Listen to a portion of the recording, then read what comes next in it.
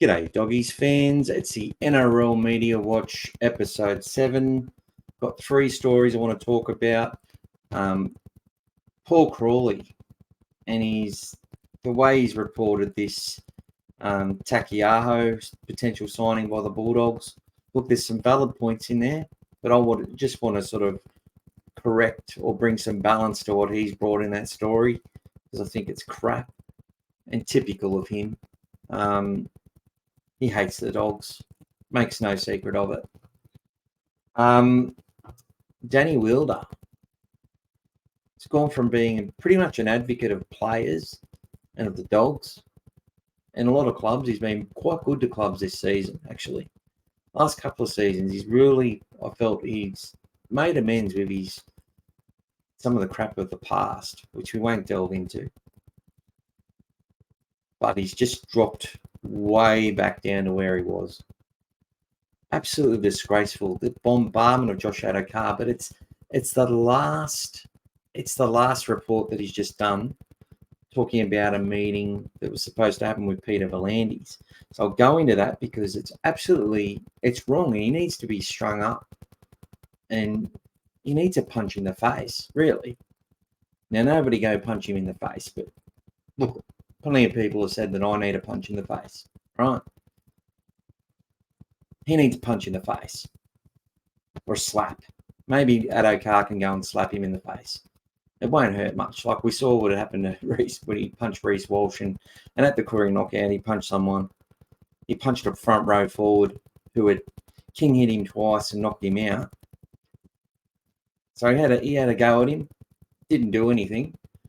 Then Addo-Carr's mate, as you do, come in and sorted it out, and then there was a big hoo-ha, carry on, and yada yada. But I'll talk about this disgraceful article by Danny Wielder.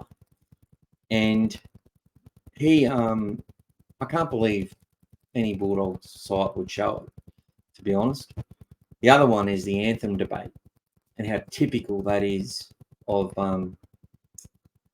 Fox Sports, especially. It comes down to fan sentiment, right? And whether you agree with it or not, I want to talk about why they do it and the timing of it as well. But let's get into it. We'll look at Taukieaho.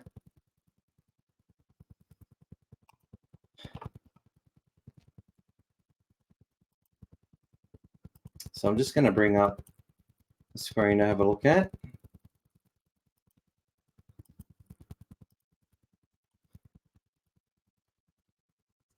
So the article is from Paul Crawley. Now it says that big concerns coming out of the Super League Grand Final from an NRL perspective as to relate to recent reports linking him to the club. He's 31. A couple of months ago, I don't think it was 2 months ago. Might have been 5 or 6 weeks ago. Probably was 2 months. He was granted a release from Catlins. Just played in the grand final. And the Dogs were leading the chase for $500,000 a season. No confirmation of the contract. But this is where I have a big issue with Crawley. And it shows you, after watching what we saw from Taukieaho in the slogfest, if the reports of $500,000 a season over 2 years is anywhere close to the mark, questions should be raised. Look, there's some valid questions. He did suggest he'd had enough in the end of 2022. He has had injuries. But if you watch that grand final, a game which I would consider to be better than some of the games in the NRL during the season, I wouldn't say it was up to the level of our semi-final games, though. But look, it had its moments, and the defensive intensity was there. Look, Crawley says he's not knocking him. Everyone has an expiry date sort of thing, and he's basically reached it. And if he was coming back on a 1-year deal, it would make a lot more sense. And look, I agree with that as well. And comparing him to Payne Hasantino for Suamawali, he's a long way away from that. But tell me, How far is Max King, Chris Patolo, Ryan Sutton, Samuel Hughes, who's still not officially in our top 30, but I saw the article or a photo from his manager saying, and him signing a 1-year deal for 2024. So I assume he's in the side. You got him, we got a young Booth coming through. There's the Hanson brothers who are in the Jersey Flag. Look, there's all these young kids. Are they going to provide what Tino or Huss can do? Like who there's no Tino or Huss, there's no Lenu. They didn't sign with us. There's no Mo Fodawaker. And we tried them all. Gus was seen having, we tried them all. We helped push their price right up, and the clubs they were with kept them. Thomas Flegler. Now, he's not going anywhere but Brisbane or Redcliffe. Right? He's not moving to Sydney. He's got no interest in that. If you know him and who, he's gone back to Wayne Bennett. Right? Wayne Bennett. Now, I think Wayne Bennett, I can't wait to read his book, and I think he's been a great coach. But I don't think he gets the criticism he deserves either. I think he's just great all the time, no matter what the reality sort of thing. He'd probably agree with that. Because no one's perfect. But it's Wayne Bennett. Flegler's gone to Wayne Bennett, to the Dolphins. Farmworth went with him. They got plenty of Broncos players there. State of origin reps. International reps. Building from scratch. Easy to do. And did well this season. So, look, apart from this, all these big boppers, all the best of the best, have either stayed put or they've gone to clubs. One with Wayne Bennett, the other one, the Roosters, as in Spencer Leniu. And we tried hard for all of them. I don't think we're even in the market for Flegler because he just signed with the Dolphins. Like there was no, like Jake Averillo. It was either try and stay with Canterbury, and Wayne Bennett said he's interested. Phil probably helped the deal along. You never know. And he just signed on the dotted line, according to him. So I think that the issue with this article in particular is that Taukieaho had how many runs? He had 15 runs, 32 tackles, only one missed tackle. Involvements in movements where he runs the ball to the line and really good pass out the back on numerous occasions. He can hold up the middle. And that was only his third starting game of the season. Now, if you're going to sit there and criticise Canterbury for signing a bloke like that on $500,000, we've just let one go who was on 800 or 725 or 750 or whatever you want to believe, 825, between $700,000 and $800,000, who played hardly any games, right? Was injured a lot. So we've got, and never really proved himself in the NRL. And you would say his 3 or 4 games that he played at the end of the season were nowhere near as good as what I saw from Taukieaho in that grand final. And that was a game played with a lot of intensity. He was involved in their first 8 sets. He took a lot of the tough runs. He took the first run of the match, got crunched by 5 players, didn't make any, he went down like a bag of spuds, but didn't concede ground. And then he ran it the next set. He ran it the set after, involved in passing at the back.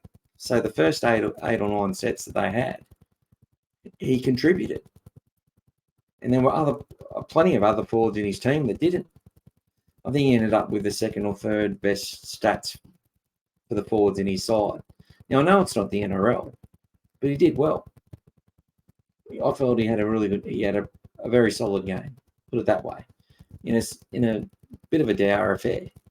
But the way that this Crawley words it, he's just spun. That's just him spinning.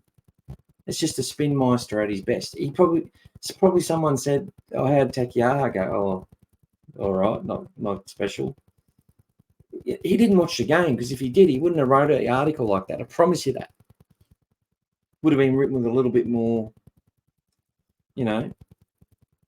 whilst Taukieaho worked hard and tried in that grand final, he's still a long way off paying Hasantino for Mawali, which is true. But who else are we going to get? Maybe there's some big boppers in England that we should be targeting that might be a bit younger. I don't know. I know there's some players coming off for 2025. I talked about Terrell May. I talked about Toby Rudolph, Hamlin Uele, but they all come with risks. And we have to pay more to get them. Simple as that. 500 grand. I think, if it was on 300, it'd be completely fine. 500 is a little bit of overs, but it's only 2 years. If we get the big fish, we don't worry about this sort of signing. That's why they're doing these 2-year signings and 1-year signings. Liam Knight's on a year, end of last year and next year. If he can prove himself, he might get an extension. If he can show that can help us lift from where we are. Same with Max King. He's off contract at the end of the year, chosen in the leadership group. Well, I felt that he went to another level, but with the injuries he had, he couldn't maintain it. And then he was building towards the end of the season again and had a pretty good season in the end. Ryan Sutton, he's been a bench forward his whole career out in Australia, Chris Patolo, if he could reach the potential of when he was playing Burton and Crichton and Mitch Kenny and Spencer Leniu in the SG ball games and the Jersey Flag back 5 years ago when he was there as a real young kid and one of the best in the competition. If he can take steps to be the player that he was destined to be, that's going to be good for us. But there's too many ifs and buts. To bring someone in with experience is a great idea. Anyway, typical Creepy Crawley. It's Canterbury. We've got to attack it. We've got to hang crap on it. But I'm going to give some praise to Fox Sports in relation to their handling of this Josh Addo-Carr situation. Much more balanced articles. Must have something to do with Buzz probably being on holiday. But I'll have a look at them shortly. But let's go to Danny Wielder's article.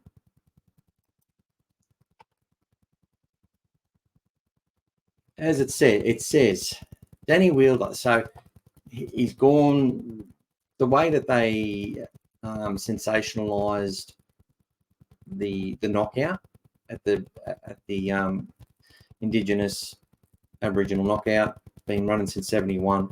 The way that the headline said Josh Addo-Carr knocked out in a brawl made it look really, really bad and sensationalized. Now, they were the grand final teams. The rivalry that was there was only an on-field one. There's nothing to do with off the field. They were the two grand finalists from the previous year, drawn to play in an early round. Addo-Carr didn't play last year, but he played for the Newcastle All Blacks, the reigning champions. Walgett, who were considered the tall poppies in the competition. Georgie Rose's team has a lot of talent, past and present. Jack Whiten played for that team. I think Latrell played for him last year, pretty sure. Benny Barber's been there the last couple of years. Walgett Connection, they are a very good side. And they won the competition. They went on to win it this year after runner-up last year to the Newcastle All Blacks. The Fox has been knocked out by a prop. And there was a couple of incidents in the game where he was sort of targeted by this guy. At the end of it, from what I could see, everything was fine. And He's encountered him and he's thrown a punch. And to be honest, it was just a quick left or right. I couldn't even tell. It didn't do any damage to the prop forward. So you got a winger, a slender winger like Josh Addo-Carr, taken on a prop. Good. We all know as fans that rugby league is a brutal sport. We expect it's a violent sport. It's the stuff you do to people in a game of rugby league is illegal to do to people outside of rugby league.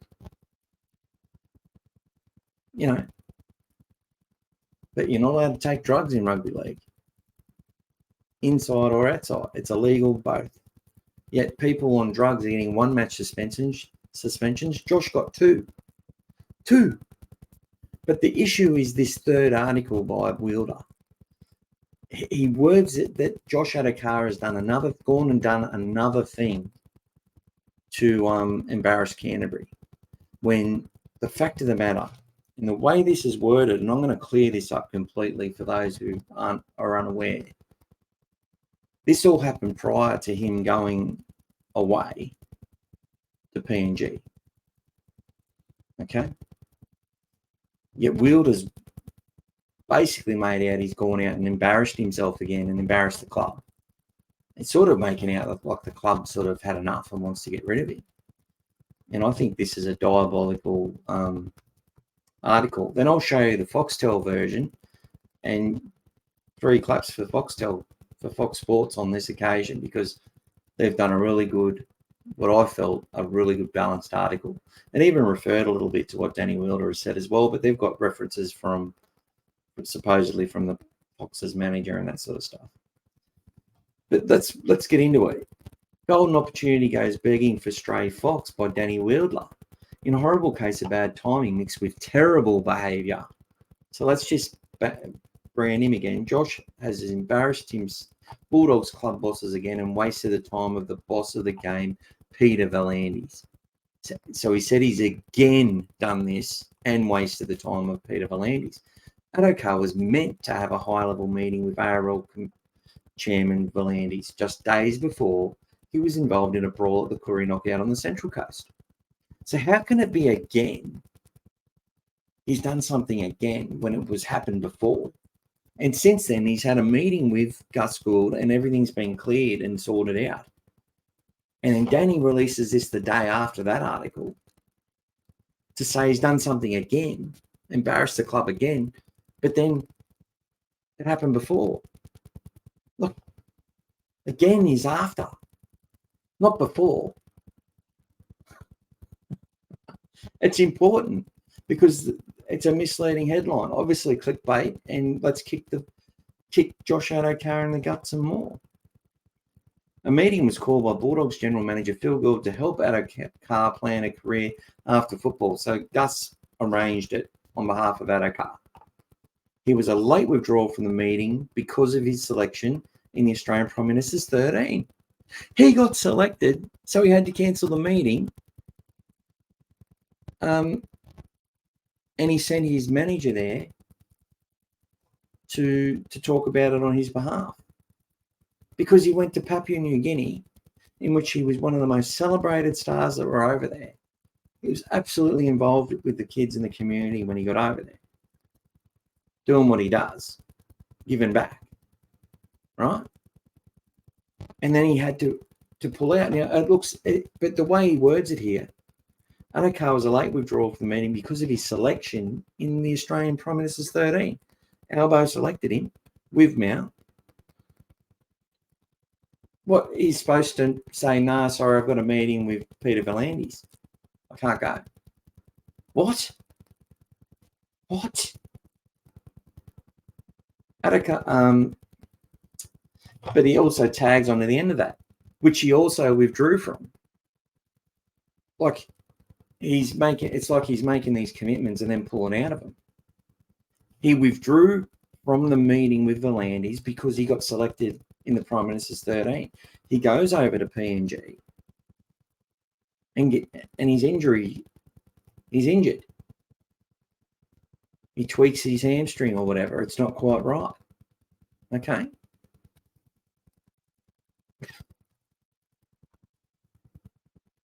Not quite right. His injury's not quite right. So they play other players rather than damage him. He might have just needed a day or two. We don't know. Gives an opportunity to another young winger to play for Australia. But there we go. Gould initiated the idea of Addo-Carr becoming the face of the Indigenous Rugby League in the closing years of his time at the Bulldogs and then into retirement. That shows the level of regard that Gould has for Addo-Carr and flies in the face of suggestions that the pair have had ongoing issues. So it shows how much Gus likes him, flying in the face that they've had ongoing issues. I never thought they had ongoing issues. Did you? Gus has always loved the Fox. If Gould has now lost faith in Addo-Carr, it would be understandable. So apparently he's just had a meeting with him, which is reported the day before, and they've all cleared the air and sorted everything out. And there's quotes that it's all cool. But because this thing happened before all that, which they all knew about, including Gus, he would have known that Josh got selected and wouldn't have attended. Apparently, he wouldn't be surprised if Gus lost faith in him now. Honestly, how fucking ridiculous is this article? Bulldogs officials and all those who have gone out of their way to support him have been let down in recent times by his actions. It almost reads like the no vote. And whatever you choose, that's a democracy. That's up to you, right? Each to their own. I'm glad we're not all the same. But that's how it reads. It's like, after all we've done for them, all they want is more. Honestly, it's the same. Trust me. People who talk that way need to look at yourselves. So I'll probably get trolled on this now, but anyway, I don't care. Addo-Carr lost his cool at the Curry knockout, and even his closest supporters, who, Danny? What closest supporters say he's got what he deserved in terms of his 2-match ban, a $5,000 fine, and exclusion from the Kangaroos for the Pacific Championships? His teammates on the day and those who saw the event say there was no real excuse for his actions. Really? Because I'll tell you that from what I know, people might not believe this, but when I grew up, and some of the Koori mates I had, and they had enemies as well. I was from Wagga, I got picked on a few times by different groups of people, right? But one thing I noticed about my mates that we grew up with is they never backed down from a challenge or a fight, ever. And it was basically, that was part of their values. And a lot of people are raised with those values. You don't walk away. And then you got the Kenny Rogers song Coward of the County. He walked away until he got angry and then belted the bloke who deserved it. But you don't walk away from a scrap. If you get challenged, you stand there like a man, or you're a coward and a wuss. Just my 2 bobs worth. Addo-Carr then posted on social media on Wednesday about the conflict between Israel and Palestine, and then had to apologise for that as well. It was embarrassing for the Bulldogs and another problem they didn't need to deal with. V'landys won't comment about Addo-Carr's off-field discretions, but confirmed that they had the meeting. He said, "I was happy to have the meeting because not enough is done to help players transition into retirement. It's a major issue, and when Phil Gould asked for the meeting, I was only too happy to meet with them and try and plan something for Josh and his family. I'm open to meeting with players who have ideas about what they'd like to do, and I'll assist where I can." And that's the end of the story. What an absolute joke. Like, seriously. What an absolute joke. Posted on Canterbury Bankstown Bulldogs supporters, 25,000 members, really good Facebook group. Joey does a fantastic job. Really gets behind the players and the new players and the club. Great supporter of the club. I wouldn't have shown that article though, but that's just me. I didn't find the other article from Fox News, and usually Fox News are the ones delivering the crap. Yeah, this time they've done well. So we'll have a look at Fox News and their one. Now this is on another page. Canterbury Bankstown Bulldogs past and present. Another huge group that do a great job and have a lot of variation in what they do. So a heap of other great groups out there. Ultimate Berries, the Bulldogs. Mike, All Things Bulldogs is good. We're a lot smaller and a bit different. Do our own sort of little articles and the way we do things. Not just the same old articles over and over. But anyway, each to their own. Good place this to quote it from. And this is the Foxtel version. So you've got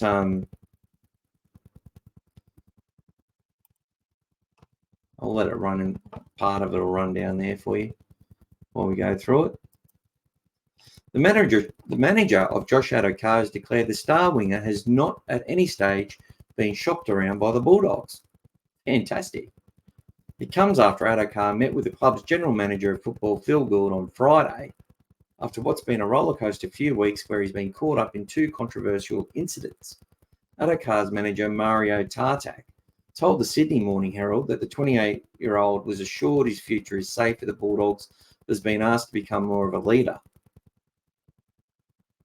I didn't really hear that from the Sydney Morning Herald, to be honest. Phil Gould just met with Josh to check on his welfare and let him know that he is part of Canterbury's plans, Tartak said. He asked Josh to take more of a leadership role within the group. Gus sees him as an important part of the team going forward and wants him at the club. Gus saw this as a chance for Josh to have a reset after a couple of little hiccups. Not at any stage has Josh Addo-Carr been shopped around by the Dogs. Josh was grateful for the meeting and we're all keen on him getting back to business of playing his best footy. Addo-Carr received a 2-match suspension last week for his involvement in the brawl at the Quarry knockout, costing him a Kangaroos jersey, which is the facts, without any opinion added to it, which is how it should be in journalism. Then this week he shared a controversial post on social media, which he later apologised for. He compared the Middle East conflict to the Indigenous land rights by posting a photo of Aboriginal and Palestinian flags next to each other with the caption, "One struggle, one fight," while the phrase "land back" was accompanied by 2 Arabic words. Via a statement, Addo-Carr later said the post was a mistake and he apologised for any offence he caused and said he felt remorse as soon as it was brought to his attention that he got it wrong. As with many people, they feel sorry for the plight of the people, but any of the war actions, definitely not supported by anyone that I know of. No one supports bombing anyone. Right, there we go. It's been revealed by Danny Wielder via the Sydney Morning Herald that Addo-Carr was scheduled to have a meeting with ARL Commission Chair Peter V'landys days before he was involved in the brawl. According to Wielder, Gould set up the meeting to help the representative winger plan for life after football, and the Bulldogs Supremo had the idea of him becoming the face of Indigenous Rugby League. Addo-Carr pulled out of the meeting due to his selection in the Australian Prime Minister's 13, which he later had to withdrew from due to injury. But Tartak attended on his behalf. Like, that's how you report it. And they've even haven't had a crack at Danny Wielder here, the way that he reported it. Like, they've just told the facts, the actual facts. And that's how journalism should be. There's real journalists out there who do real journalism. And this is an example of it. So well done. I was happy to have the meeting because not enough is done to help players transition into retirement, V'landys said. It's a major issue. And when Phil asked for the meeting, I was only too happy to meet with him. And then it's the repeat of the other one. So really good article there and shared on the group, which was fantastic and great to see. So well done. Margaret shared that. She's also a member on the All Things Bulldogs. You can see they share a lot of good stuff as well, so good on them. The best, Stevie Mortimer, Terry Lamb. Gotta love it. John Androp. John Mangoes, there he is. Absolute champion. But that is that all there for us to look at. Now we've got the last one. But Danny Wielder, what a Weedler. I can't even say it before.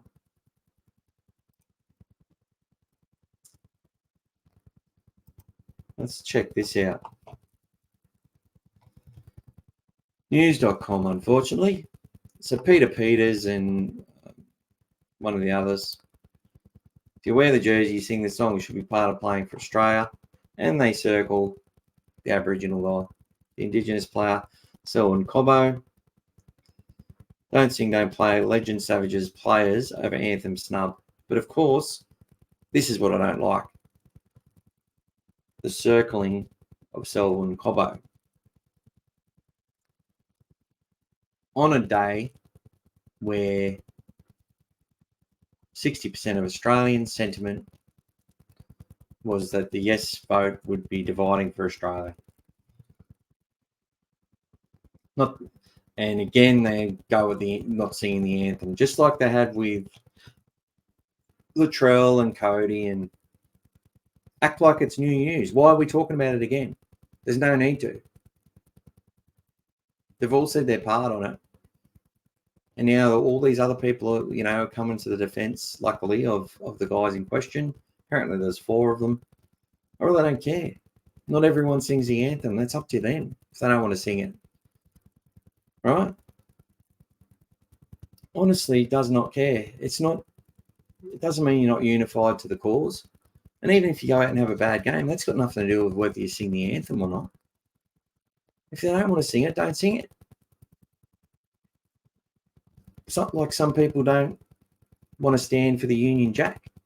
And I get it. Why would you?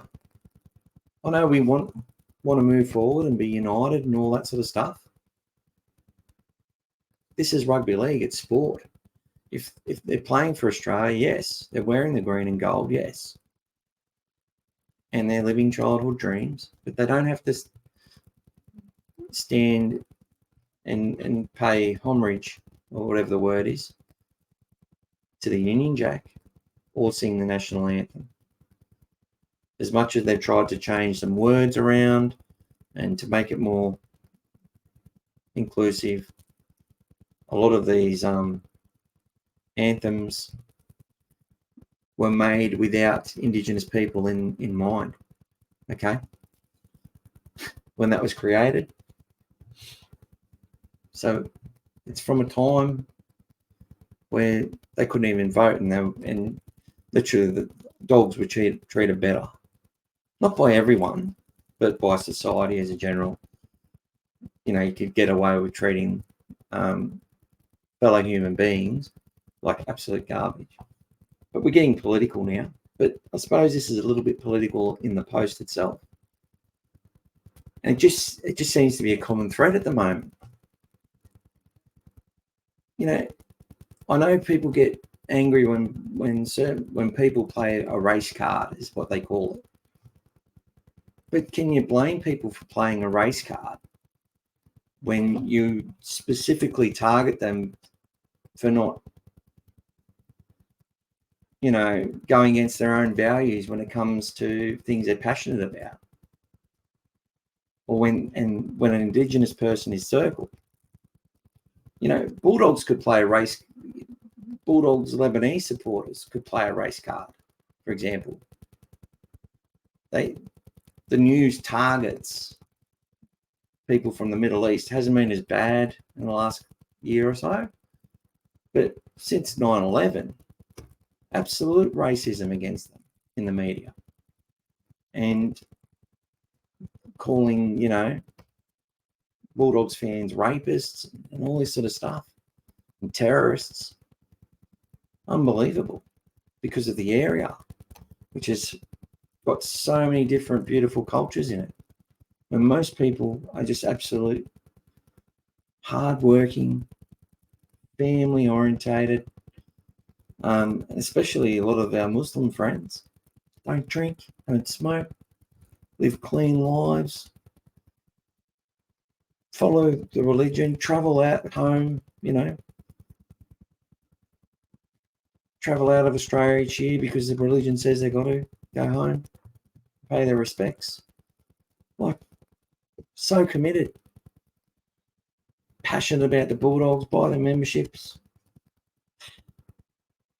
cheer louder than everyone else. It's just unbelievable, the racism in the game from the media. And I think that's an example of it. I'm not playing a race card. I just think it is. It's like, why are you focusing on that? We've already had this discussion about Cody and about Latrell and about everyone else that hasn't sung the anthem. Why are we acting like it's a new story? Why are we doing this?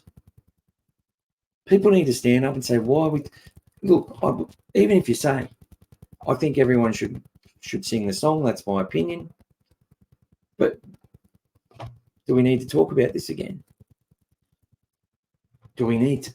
Are we really going to ban players from playing if they don't sing the song? Are you kidding me? Doesn't mean you're prouder if you sing the song more. Doesn't mean that at all. It does not mean that at all.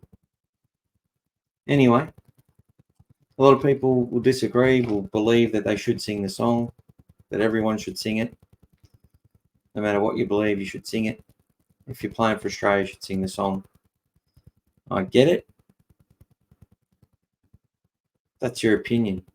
We don't need it blasted all over media, especially on the day, this happened. The game happened on the day of the voice vote. And I just felt it was just playing into the sentiment there. And the amount of trolls from people who voted no, basically out, rubbing people's faces in it, which is disgusting. There's a lot of people like, let's move together and move forward and be united.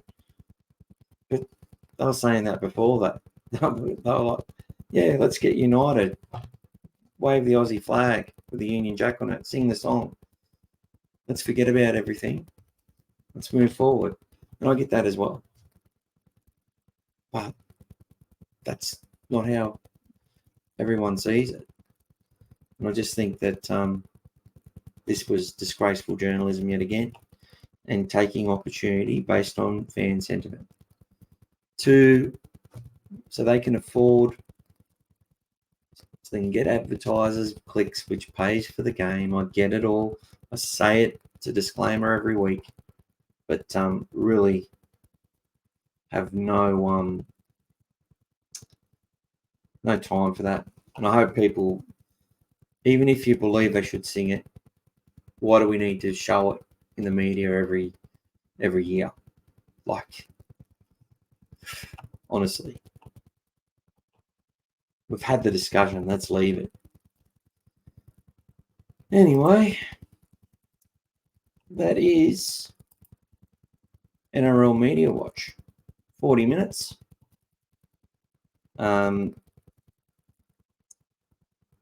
Hopefully you got something out of that. Very passionate about what Danny Wielder has done. He's gone way down. I felt he made a lot of ground for a couple of years after some of the crap that he did years ago, where I think Folksy banned him from coming to the club. I wouldn't speak to him. And, and he seemed to be promoting really good stories, not just with Canterbury clubs, but other clubs. Real positive stuff a lot of the time. Real balanced journalism. Sort of, benefit of the doubt sort of journalism. Just through what I was seeing, maybe not all the time. But because it's close to home. Look, Josh Addo-Carr, 500 grand is nothing for what he does off the field and the bums on seats that he puts.